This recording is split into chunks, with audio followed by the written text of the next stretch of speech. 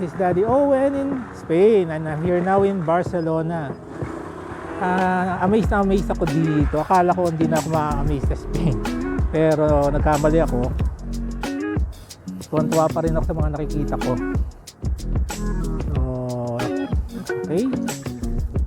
Until then.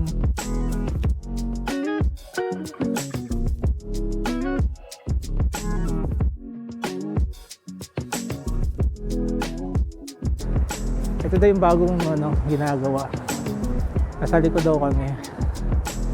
So, we will attempt na. Pupunta kami sa may harapan naman. Till then. It's Daddy Owen in Spain. Hi, and I'm in Barcelona. Ito, nakarating na ako sa gusto kong puntahan sa Sagrada Familia. Wow, ang laki niya.